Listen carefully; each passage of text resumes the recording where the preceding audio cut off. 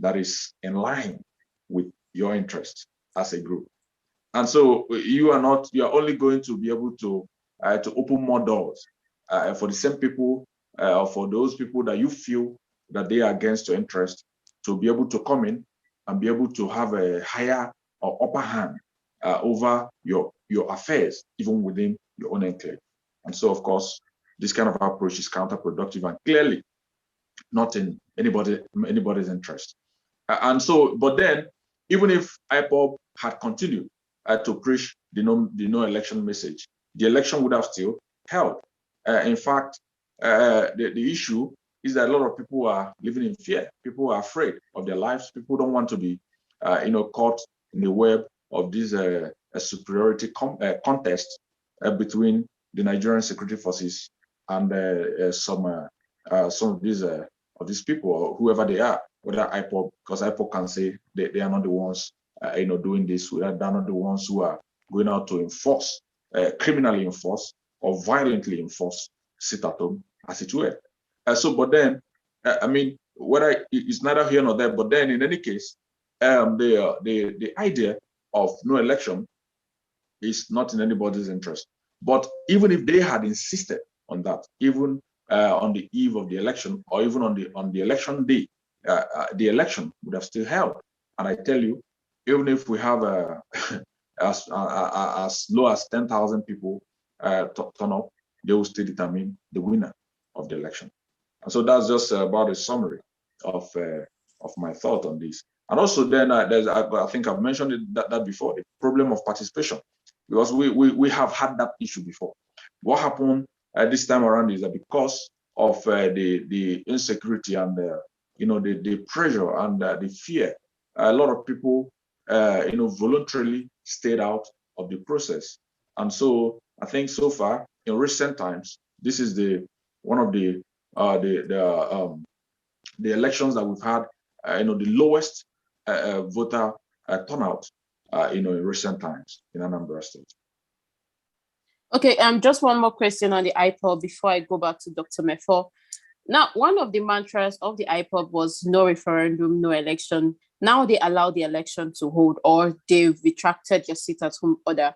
Don't you think it's going to raise the question of their credibility and how able they are to enforce their agitations? Well, I don't think the question of credibility arises. I think it's a question of strategy. Because when you try to make a social change, because what IPOB is seeking is political, and you cannot attain political change. You cannot bring about political rejigging. You cannot turn the system around politically without politics. So you cannot cause political change without politics. And so essentially, therefore, it would appear that if IPOB has been able to sit back and assess the success of its strategies, and therefore rethink within itself that it needs to look for some other, maybe perhaps better ways to engage, that doesn't call its credibility to question. But then as a group, it's important that they look back all the time, or from time to time, to assess the essence of some of the means it uses as a tool to achieving its aim. So there is no question of credibility as far as IPOB is concerned. In fact, I would think that their stance against the sit-at-home, which of course many have already said so much about how counterproductive it is and how self killing it is. But then it is left for IPOB to redefine its relevance to the existence and to the political importance of the Igbo nation within the Nigerian context. But then the referendum issue is also political. So these things are entangled. And I believe you cannot seek political solution, and you cannot indeed solve political problem without looking, or without going the route of political solutions. So these are the realities on ground. And I mean, if you have to think of solving a political problem, you have to think through political means. All right, let's listen to Dr. Mefor. Dr. Mefor, are you there? Yes, I'm here. Now, we all know about the situation with the bimodal voters accreditation system, that's BVAS, and how it's hindered the electoral process. In your opinion, how could INEC have prevented this malfunction, and what can they do going forward? I think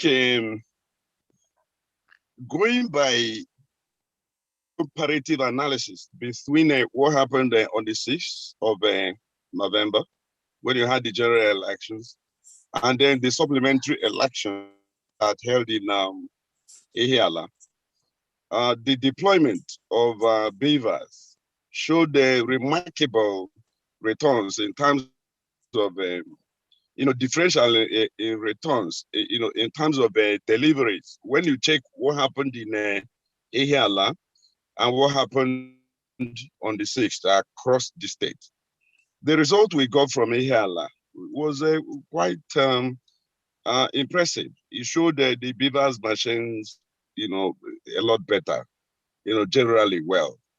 But on this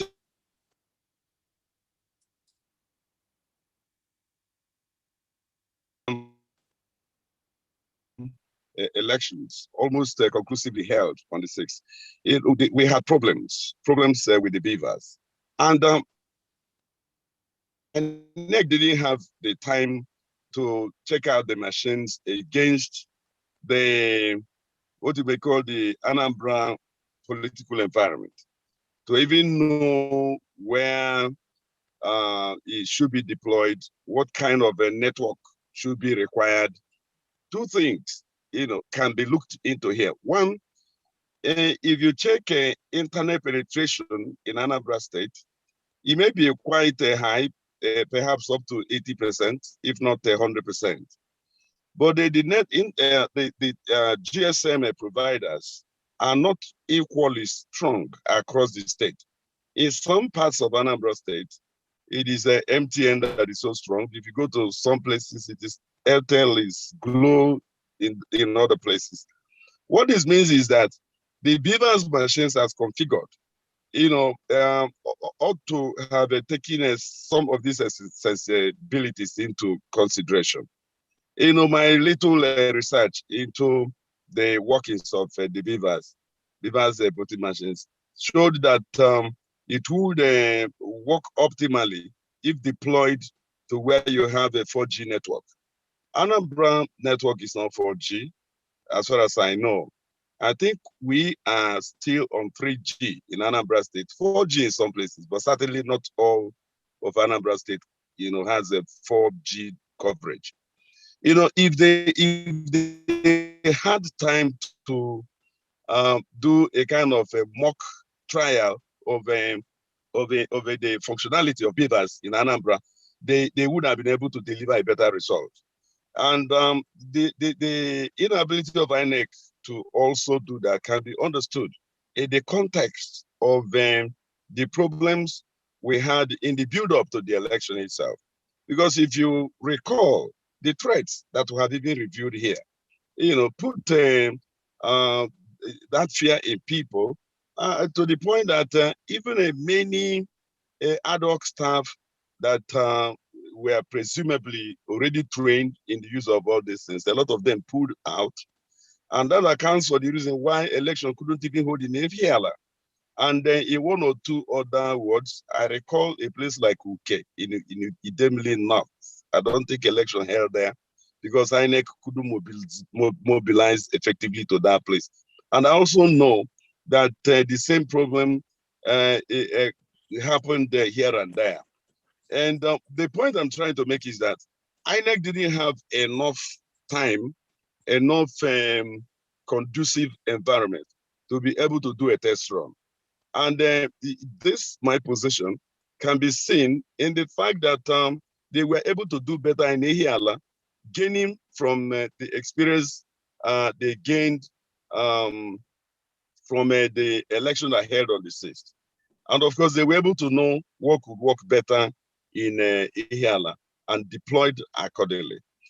And again, the inability of the BVAS voting machine to really deliver optimally, seriously accounts for what we now call a voter apathy. I don't want to believe that Anambra November 6th governorship election witnessed a voter apathy. I don't think so.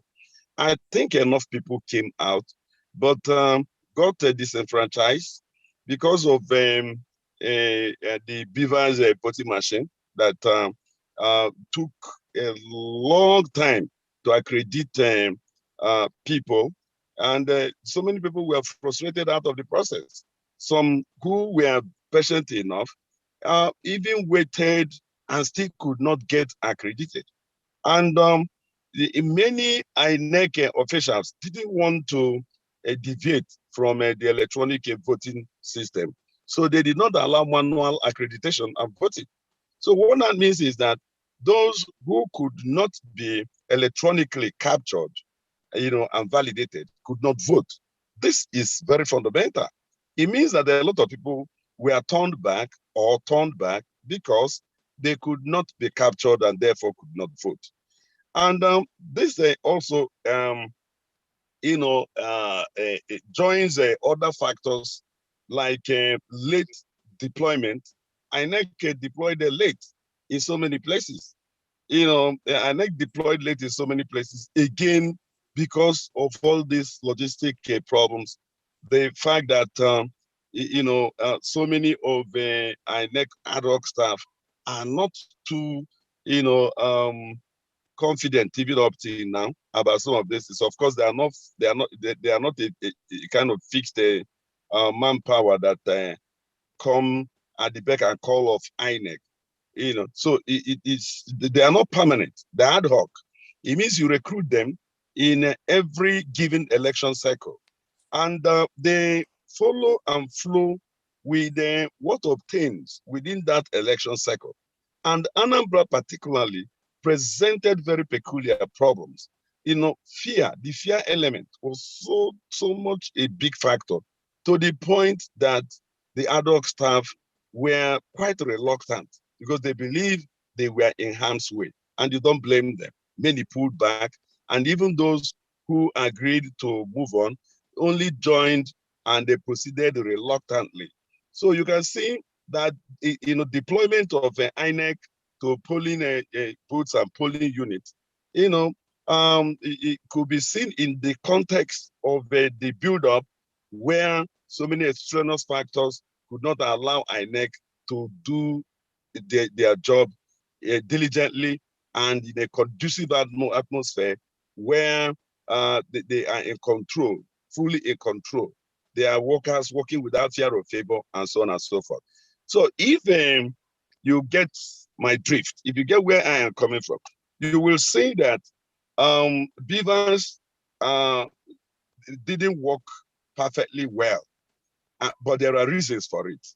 And I think that moving forward, that INEC needs to really go around the country and understand the issues I tried to implicate earlier. I talked about the prevalent G network. I talked about the service providers, the GSM service providers, those that are effective and where they are effective, so that reconfiguring the BVAS machines would be done in a way as to ensure optimal performance.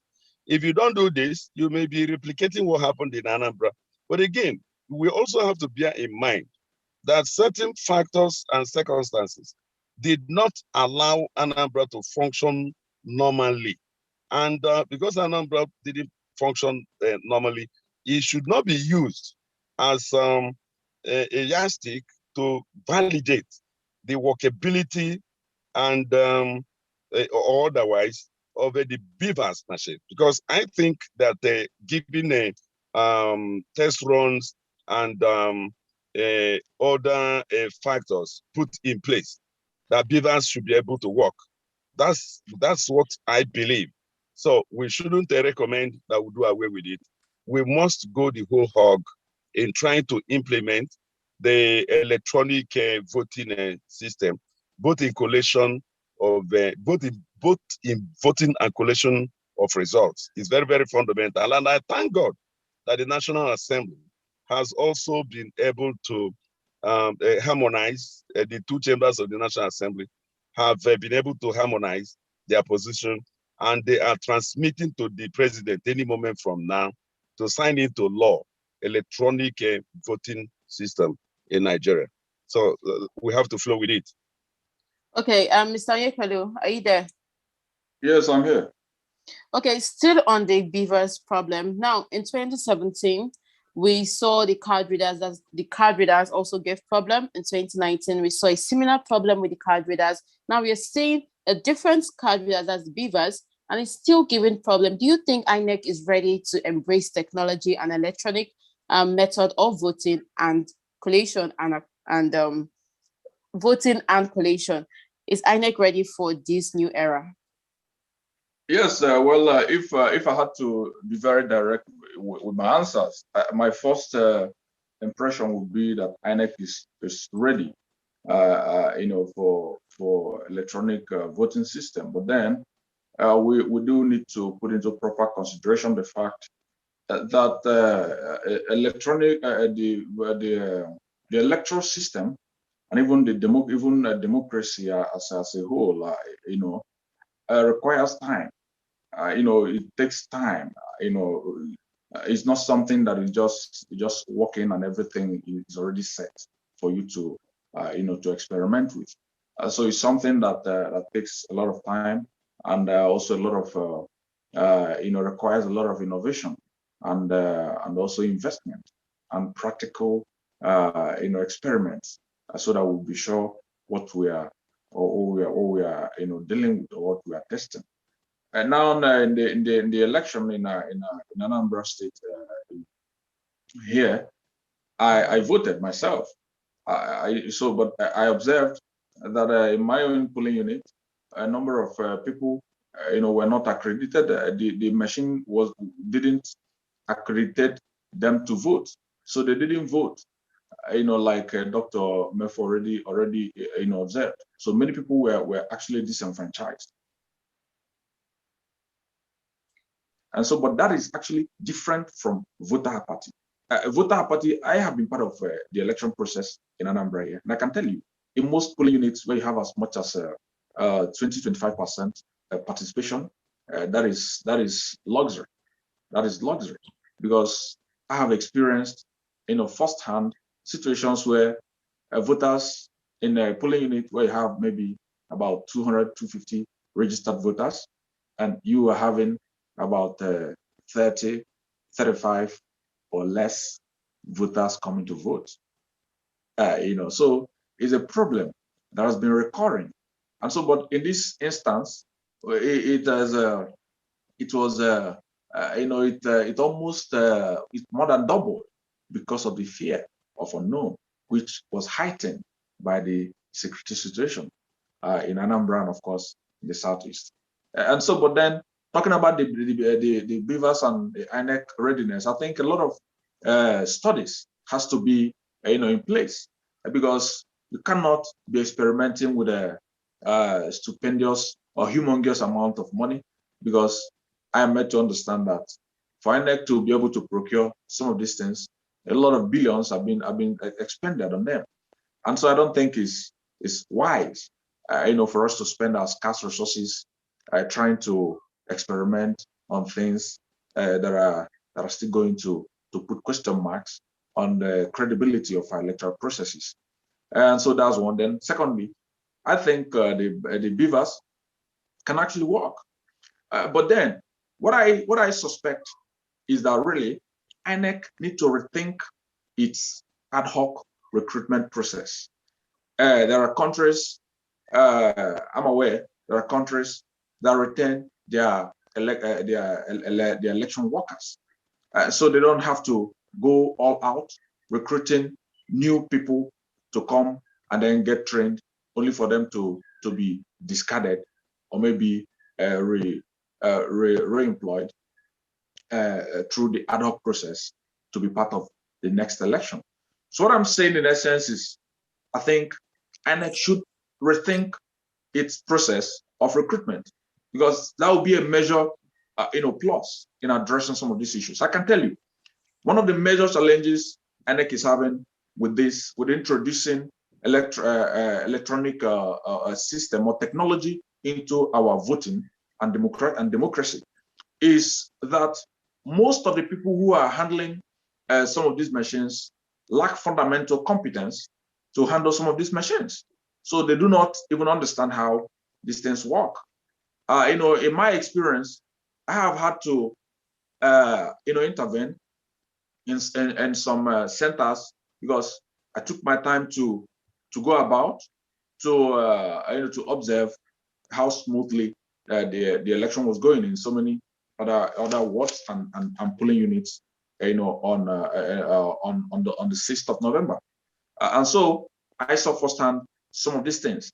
And so you see a situation where some ad hoc staff do not even understand how the machines are supposed to work, and then you see situations where some are confused as to the process, whether you are going to have to go to the APO2 and get your name ticked on the paper before you go to the BVAS to the BVAS to be able to have your PVC scanned. So this confusion and of course very open show of incompetence leaves a lot of doubt in the minds of the voters, of which they start to get agitated and raise doubt as to if this process as to if they can trust this process to produce the result that they aspire for it to produce. And so these are part of the process of building confidence in the voters, because you cannot build confidence in the voters when the process is questionable or is brought to question by the virtue of the fact that you have not made adequate provision for these things to work seamlessly. And so that is part of the lessons on the part of on INEC side. But then on the voter side, you see a situation, the voters themselves are not all cooperating with the process. I see people coming to vote with their ordinary voters card, that was laminated. They don't have PVC. So you see, there are so many people who still do not know what a PVC is. They still do not understand that without the PVC, they cannot vote. So I think there is a lot of either miseducation or no education at all as to how the people are supposed to, to behave, to engage their democracy. And so this amounts to disempowerment of our people in our democracy. And so people do not know how to act, they do not know how to engage, and they do not know how, to make their input. And so it becomes, chaotic. That's why you go to a lot of polling units, you see all sorts of, people are angry, and people are ready to fight because of some of these issues that I'm talking about here. And so moving forward, we expect to see an INEC that is more prepared, that is detailed, that is professional, in its outlook in terms of the people that it has engaged or it is engaging to administer the process. It's like implementing the INEC mandate. So the ad hoc staff system is, to my mind, not as it is now, not sufficient to be able to administer the mandate of INEC, because the mandate is sacrosanct and it is sacred, if you like, because it in a way represents the bedrock of our democracy, and it should be pursued with every seriousness. And as while we are also pushing for legalistic reforms, we expect that some of these things, behaviors and attitudes, some of these things, that are not captured within the legal framework should be, worked on as part of the efforts towards building an all-inclusive system. Then for our people, I think a lot of people have lost confidence in the system. They believe that whoever they go to vote, at the end of the day, they're going to have a different result. I think this election has been able to, to say something, to make a very bold statement, like so many other elections. The truth of the matter is that votes actually do count, but then you cannot impose it on people. People themselves need to, develop the confidence that actually their votes do count. And so that is on the part of voter parties, because I think more than anything else, more than perhaps making a law to criminalize voter party, which is the case in some countries, I think Australia and some other countries. Now, I think that when people, come to the realization that their votes, actually do count, on their own, they will decide to participate and be part of the process. Okay, and thank you so much, Mr. Onyekwelu. I know you have a lot to say, but we are time bound, so we have to move on to other questions. But remember, you can join this conversation simply by raising up your digital hand and try to accommodate as much questions and comments as possible. Now, speaking on the low voter turnout, I'm talking to you, Mr. Onyekwelu. There are reports that those opposed to the Igbo presidency are pointing to the low voter turnout across Igbo land in general as being a disadvantage to the quest for an Igbo president. Do you think that the low voter turnout in Anambra 2021 election is a hindrance to the quest for any Anambra man seeking to be president in 2023?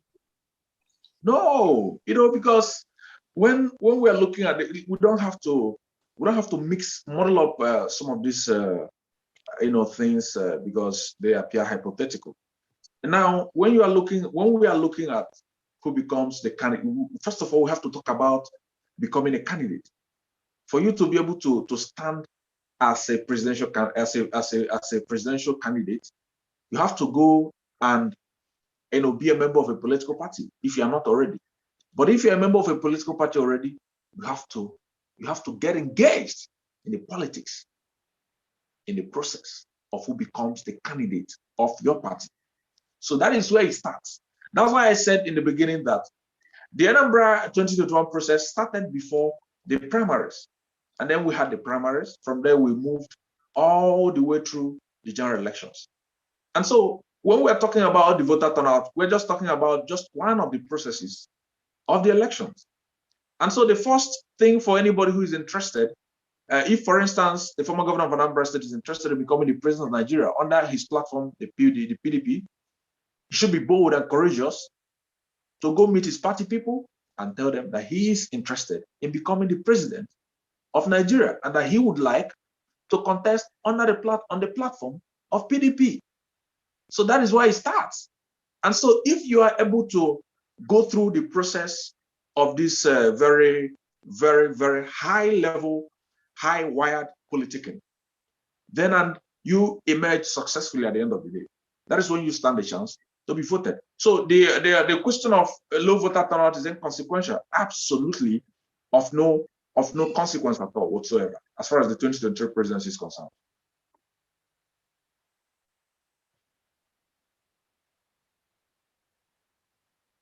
Yes.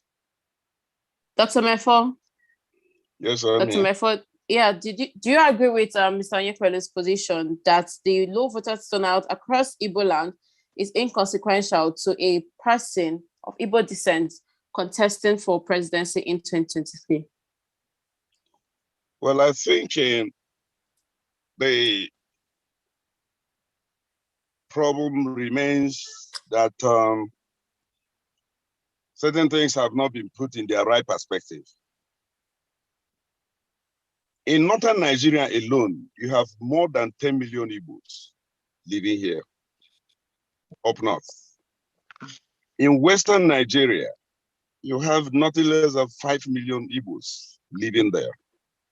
On the whole, you have up to 50% of Ndi Igbo living outside the Southeast. So the number of registered voters in the Southeast should not be much of concern. What should be of greater interest to whoever is assessing the Igbos in terms of what they will be bringing to the table should be our voting pattern and our ability to really mobilize maximally if we believe that something is at stake. In the Southeast, as of 2015, we had about 8 million voters registered in the Southeast.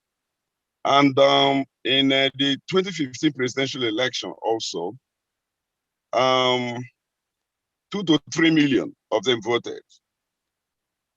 It compared fairly well with the total number of voters that turned out in the Southwest. The records are there. The Southwest may be slightly higher, but again, I tell you, even the votes registered in the Southwest itself, you know, the Southeasterners there account for a very significant number. This said, I do not think that somebody will be looking at the number of Ndi Igbo that are registered in the Southeast as the undoing factor for not allowing the Igbo man to the presidential flag of either of the two major political parties. I see that as an emotional blackmail.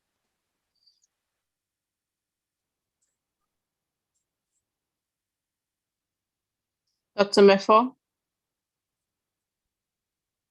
Dr. Mefor, are you there? I think we may have lost Dr. Mefor. Let us, okay. You were saying something? No, please go ahead. You froze up for a second. Okay.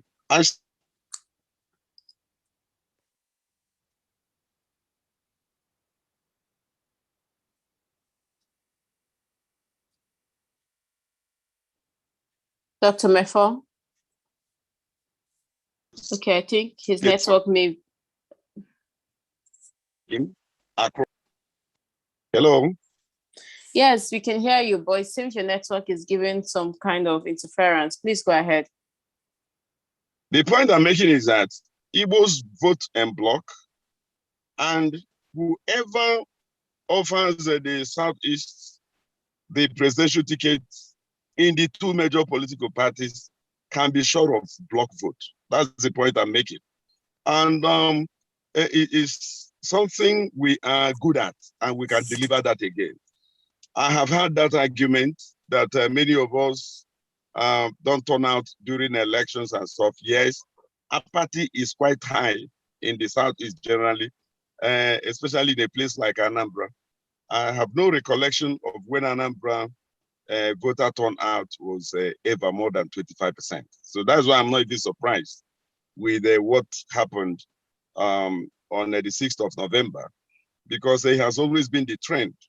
So comparatively, I think that the turnout during the last election was not bad at all. It compared fairly well with what has often happened. And we can't effectively and objectively submit whether or not what took place was voter apathy, because the BVAS machines didn't quite work quite well. So nobody can be so sure of what actually happened. As for the presidential election 2023, we are campaigning for it, and whoever thinks we don't have enough votes to give his party, no problem. Let them choose who they want. Igbos will sit down and vote who they want, and they will see what we can bring to the table. If you check the presidential election of Goodluck Jonathan 2011, Igbos delivered 5 million votes. I hope you know that. 5 million votes. That's what we've delivered in the Southeast. excluding what the Igbos did outside the Southeast. 5 million votes is quite a huge number. And even in the 2019 presidential election, what separated Buhari and Atiku is less than 3 million votes. In 2015 presidential election also between Buhari and Jonathan, what separated the two was less than 3 million votes.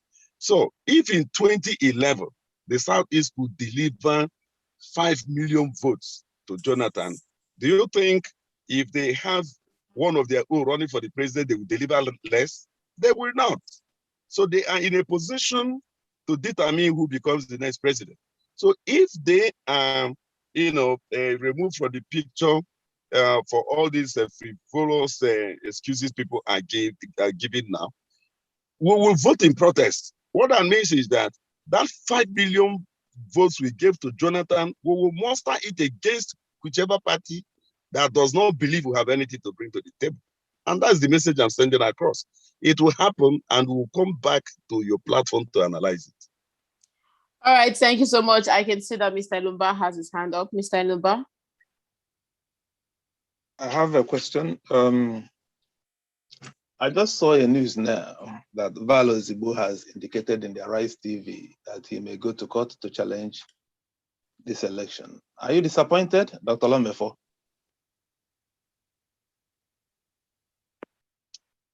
Hello? Did you get his question? Yeah, I don't know whether the question is for me or for my friend. I said Dr. Mefor. There are no Dr. Mefor. Oh, okay. Okay, I didn't get that last part. See, I saw the flash even here on your platform that my friend Valo Zibo said he may be headed to court. Soludo. Well, I advise him. Deval, I know, is an honorable gentleman, and I would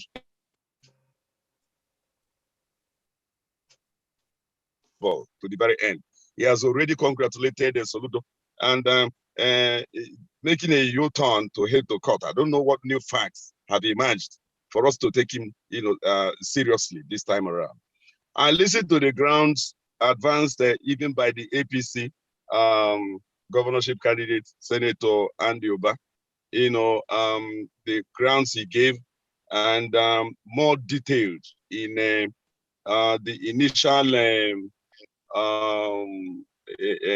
rejection offered by His Excellency Jerry Ugokwe, who spoke on his behalf. The grounds are too frivolous, and they can't stand anywhere, and they know that. Nobody is their right actually to go to court if they want to go to court. But I believe that rather than dissipate energy, waste more funds on frivolities, you have to be a bit more concrete.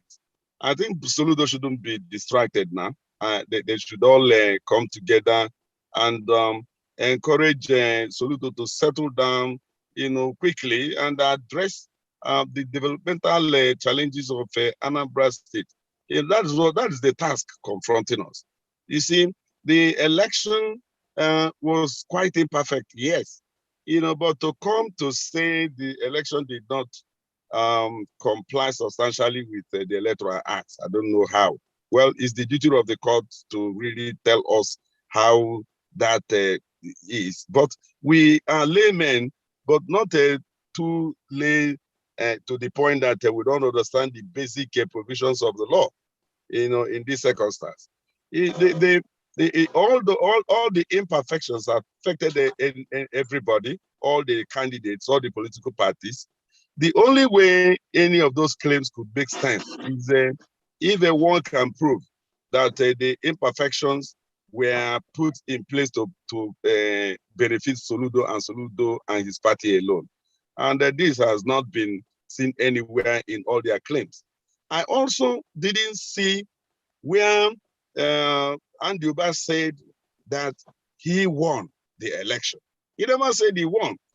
If you didn't win the election and you are challenging it based on imperfections, What is the guarantee that a repeat of the election will now give you any advantage? It makes no sense, because what I expect who is going to court, who is going to the tribunal to say is that I won the election.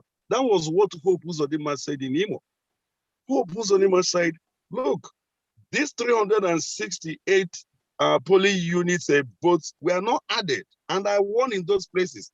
Add them and see that I won, and Supreme Court added those votes and they won. And here, none of them is saying I won. None of them is saying my votes were discounted. None of them has said that. They all lost in their wards, all of them, you know. And even where the PDP won one local government, you know, it's in Obaru. You know, Val Ozibo lost his local government, and Yoba lost his local government. Even Ifeanyi Uba did better because he won his own local government, and he is not challenging the election in the court. He too has congratulated Soludo. So why this Hulabaloo? Why are they overheating the polity? Why are they, you know, pouring sansam, you know, in our local parlance? I think that is how we say it. Pouring sansam in a beautiful dish delivered for all of us to enjoy. We shouldn't make this, you know, this outcome appear a kind of Pyrrhic victory, because it is not. You know, it wasn't perfect. You know, there is no perfection. Like my friend said, yeah, my colleague and partnered with me here said, democracy is work in progress. You know, yes, BVAS didn't deliver excellently. That's it. You know, it's a machine, but it affected everybody. And insecurity affected everybody. Voter apathy affected everybody. You know, so it's not as if the apathy made only Soludo supporters to come out and made the Val Ozibo and Andy Uba's supporters not to come out. No, it's across Anambra State. And I expect that men at their level should be more honorable, they should be more patriotic. They should help Anambra and help the Southeast. It's not too much to ask. You know, somebody like Andy Uba has had enough time in the sun. He has had enough opportunity. He has been a governor before. He's been 2-time senator. You know, we have given him enough chance. So, you know, I feel sad about some of these developments. It's not good for the polity at all. It's not helping anybody. Okay, quickly, please. I thank you, Dr. Mefor. Quickly, before I leave, Mr. Onyekwelu, please. Are you concerned that what transpired in Imo State with Hope Uzodinma may also happen in Anambra State this time? I'm not concerned. I'm not concerned at all, because no two elections are the same. No two elections are the same. You know, but then talking about Val Ozibo going to court, you know, if I want to look at it from a very dispassionate viewpoint, well, I think he's within his rights to go to court, same as Senator Anambra. They are within their rights to go to court, and we have to understand that again, from a very dispassionate viewpoint, going to court, all these things, you know, help to strengthen our democracy and our electoral laws and the electoral system itself. So is if they go, because we also need to remember that if His Excellency Peter Obi didn't challenge in court, we wouldn't be here, you know, talking about some of these things, you know, because these are part of the things that help to build the electoral system and our democracy and strengthen our democracy. You know, so I think it's good if you have doubt in the process, you go to court, and then you are cleared. So it doesn't mean going to court doesn't mean there's going to be you know, some magic or someone you know, that didn't win is going to be imposed on the people.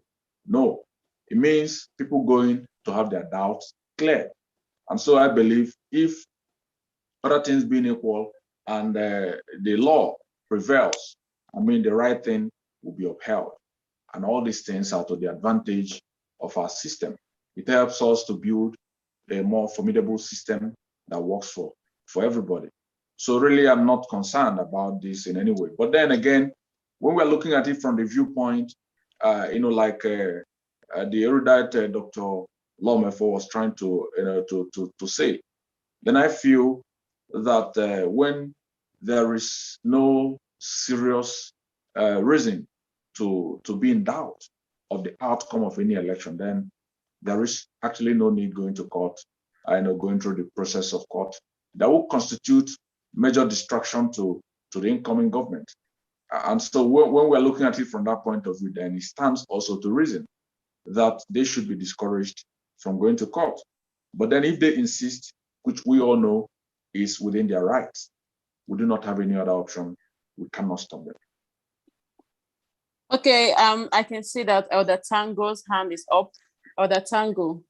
I only have a contribution because are you hearing me clear? Yes, we can. Please go ahead. Good day, everybody. This election have been come and passed and lost and won. Sorozo really won the election because Anambra show quality.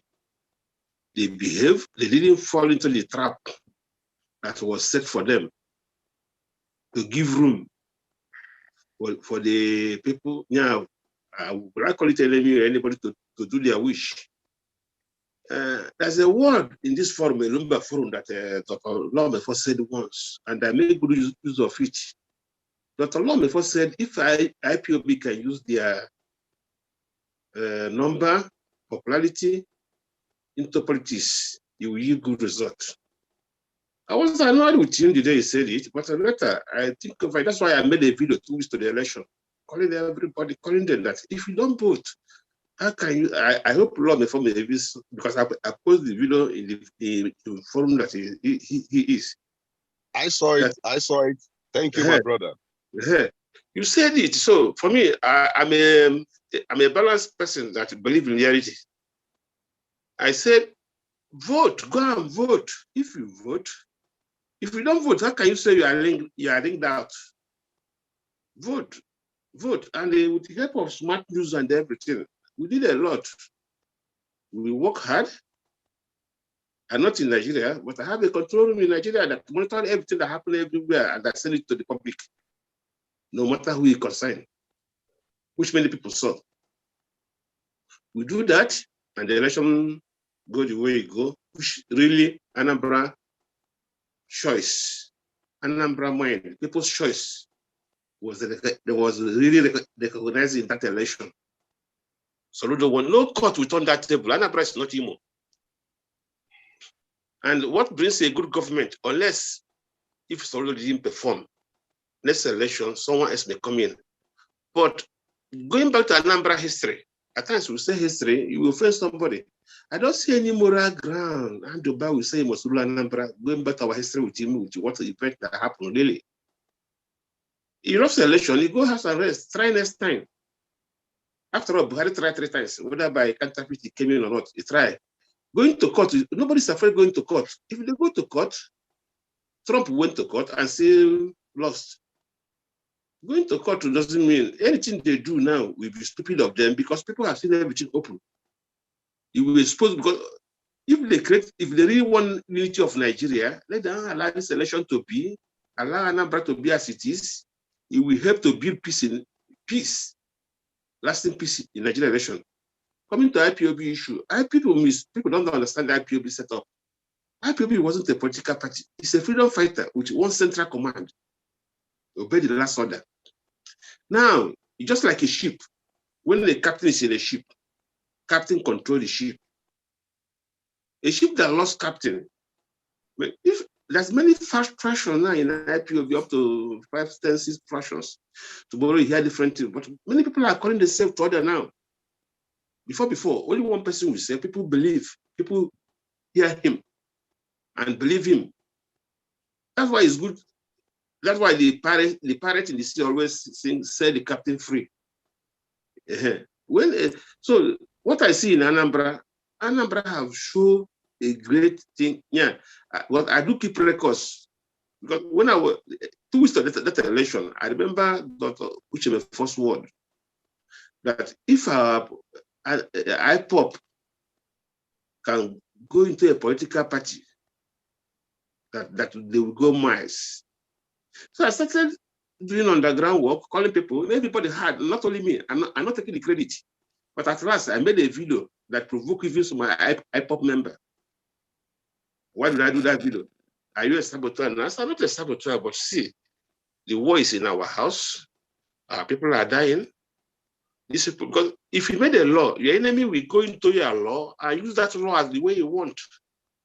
See, those killings may not even be IPOB, not IPOB. But I have worked in security report. I work in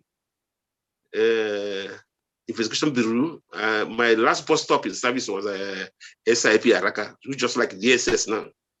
So I have worked in many places in Nigeria. I know that those laws you make may be used not the way you want it. And most of this is you see in the crime. Even at times, if you say you can organize crime, why can't you DSS organize crime? All right, thank you, sir. Listen to me. Listen to me, I'm coming. I know you won't like it. But if you call your phone or I stop coming here. Let me say what I said stand for me, not for you. Don't rush me when I want to say my mind in a forum. Then I stop coming. What I said, if they say who said this, Tango says so. The problem we have that we know what is the problem we have, and we need a better country that we call a home. A home. We need a better country to call our home. So the election has come and gone. It. Nothing will change the election in short a period. Thank you so much. Thank you so much, Elder Ugochukwu. I was not trying to cut you. I was just trying to remind you that we are on a time limit and we cannot exceed that time limit. Dr. Mefor, do you want to react to what he has been saying? Or should I go to the next one? Okay, please go ahead. I want to just say a word. I don't want to belabor it. He has made all the points. And I am happy for that video he made because it has always been my position. I said, look, you cannot, even Onyekwelu here is saying the same thing. Now, look, you can't solve a political problem without participating politically. It's very simple. We need to invade Nigerian politics, dominate it, pick one party, like this ABGA. ABGA has Igbo preponderance. IPOB can adopt ABGA. Nnamdi Kanu was one time the chairman of ABGA in UK. IPOB can adopt ABGA. Face ABGA, use ABGA as a political party and take over the Southeast. It's very simple. Take over the Southeast, then you will be within the political cycle to affect political change. You cannot affect political change from outside unless you want a coup, unless you want outright war. And you and I know that we are not in a position to organize any coup. We're not in a position to win any war. It's just this politics and the legalism that are open to us. So why are we shying away from it? We just want to remain outside shouting and nobody's listening. Look, let me say this. Unless we take the political control of the Southeast, nothing will change. The suffering will continue. And the international community will not be able to listen to us because they want to deal with constituted authorities. If somebody like Anambra Kanu is a senator now, it would have been a different ball game. Look, imagine what, if Anambra Kanu were somebody like Abaribe as the Senate minority leader. It's going to be a different ball game. We must get our people to see this point of view. Without participating politically, nobody will listen to us in the international community.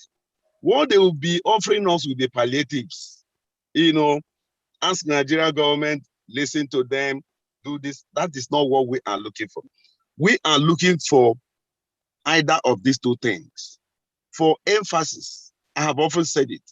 We are looking for restoration of federalism in Nigeria, what we may call restructuring, so that the Igbos will have a political space to organize themselves. We don't want anybody to spoon feed us, but we don't have the economic environment to develop the Southeast. We don't have the political space to, run our affairs. That's what we're looking for. And the other thing we are looking for where this first option fails is sovereign state of Biafra. It's very simple. It's either you restructure Nigeria to accommodate everybody, or we shake hands and part. That is where I stand. All and right, that is thank what you. I believe. That's what I believe. Biafra agitation, Ududwa agitation, all these agitations, I believe that this is the same thing they are all pursuing now. Thank you so much. Let us listen to the next participant. I can see Hygienus Anedo's hand up. Thank you, everyone. Thank you to our two guests. That's Dr. Mefor and Mazi Onyekwelu. In fact, this has been a very educative one. And somebody like me, I've learned a lot. But please, I don't know whether I will combine questions or comments. In what I summarize here, having listened to everybody, including my brother Eda Tango, in what I call 3 I's. And these I's are based on ideology, based on the submission of especially Mazi Onyekwelu. The first I is ideology of Igbo man right now. Does that make IPOB a credible organization? Because I believe that if you can do a survey post Anambra election on credibility or acceptance of Igbo people, especially Anambrans, as a case study of IPOB and its ideology or her ideology, one maybe Mazi Onyekwelu will be surprised to understand that for as far as Southeastern Nigeria is concerned, IPOB is a credible organization because most people, about 70%, that's why I said if you can do a quick survey, you will be surprised that 70% of average Igbo man in the Southeast or even outside Southeast believe in what IPOB believes in. Maybe their approach, as he said, strategy may be different. If IPOB isn't a credible organization, I don't think that Igbo elders, the traditional rulers, and the Conference of Bishops will go and beg or ask them to step down their threat. That's number one.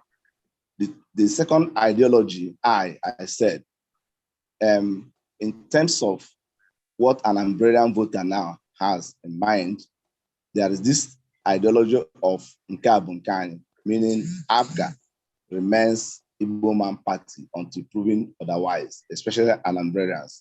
Right from the inception of ABGA, Anambrians have been consistent in voting the party. Unfortunately, I'm not a member or a fan of ABGA ideology or politics because I don't belong to the same political organization with people in ABGA.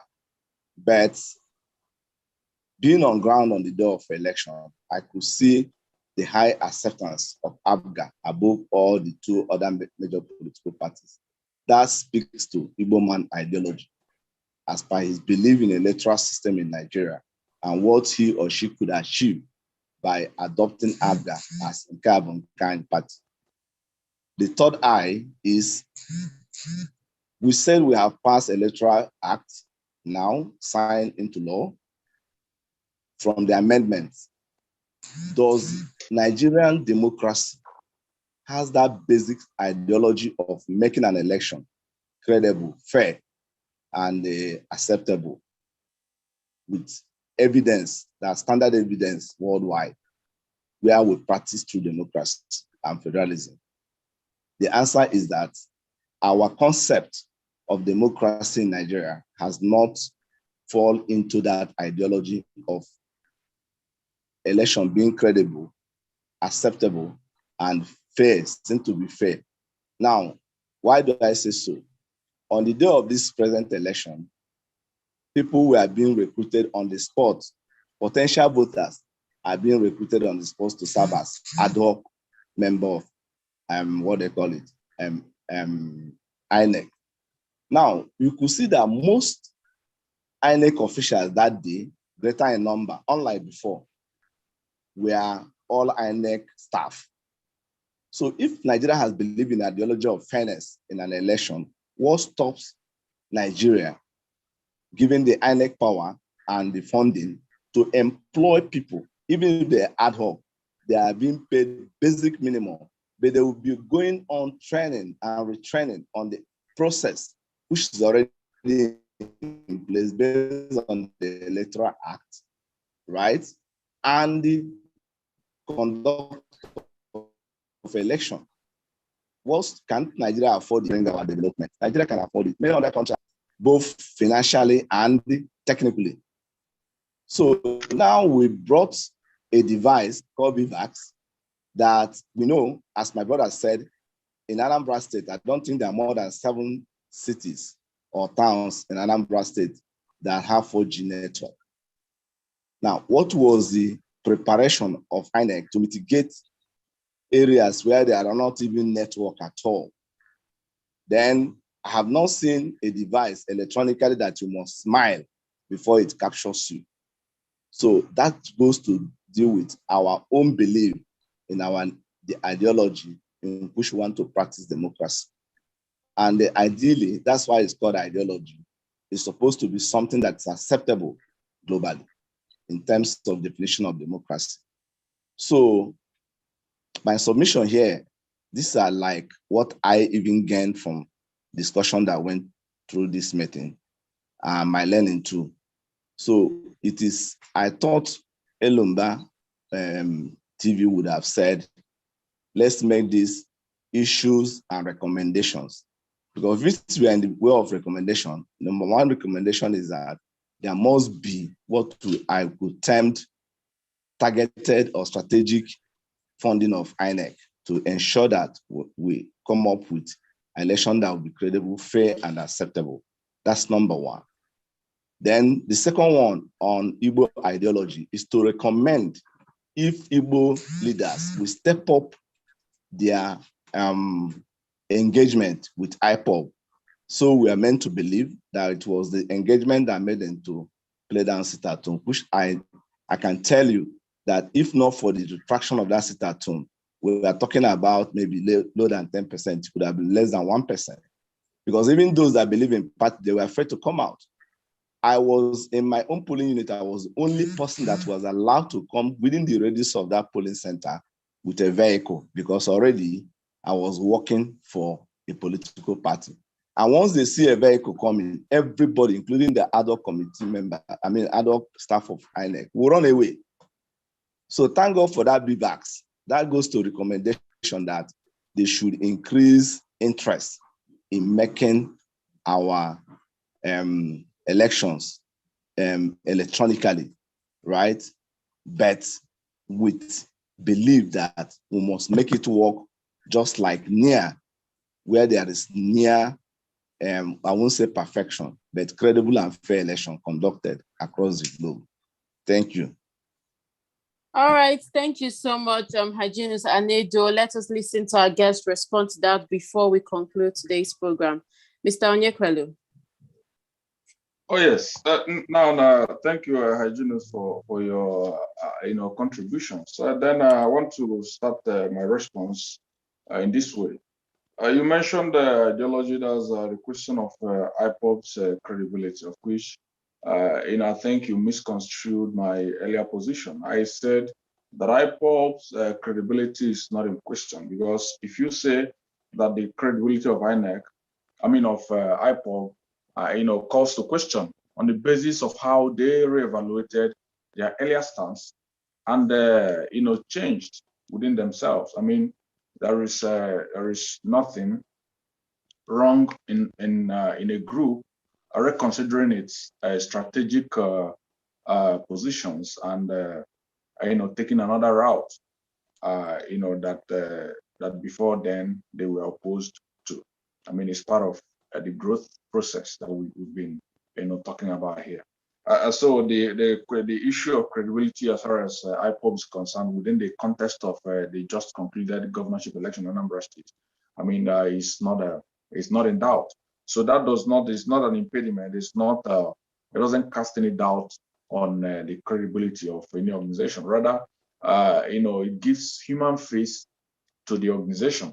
So in other words, it energizes its relevance to the people. Because if you make a law, even in a family setting, you make a law there is a rule within the family setting. And as the head of the family, you look at the rule, and you consider the opinions of members of the family, and you reconsider the rule. I mean, that is part of the growth process.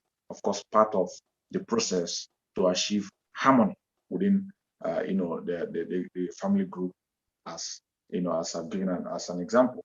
All right, so the other one you talked about, the Nkanya ideology, that's out there. Well, it would be good, but I think, because when we are discussing this within democracy as a system of or as a system really of government, we have to put into consideration that democracy permits people to choose to decide the political party they belong to and the people they support for any public office. But then I understand that IPOB can actually adopt a political party or float, but now maybe they cannot float because of the difficulties they would now have with floating a political party, or except the ban on the group is lifted. So now from beginning, this is part of what many of us have said, that IPOB should have taken the advantage of this a long time ago before now. But then that is not the final judgment on the group, because there are still many more opportunities. You can actually adopt ABGA or adopt any other political party as its own political party. So so I think you made a good point on your submission on that. Then on credible election depends on a number of factors, and of which one of the ways to ensure credibility of any election is participation. The number of people that participate. In fact, when we are talking about rigging, you are able to rig the election within the polling unit and the ward because there are people who didn't come out to vote. For instance, if in polling unit A there are 500 registered voters, and if maybe in that polling unit A you have what they call now voting VP, that's voting point.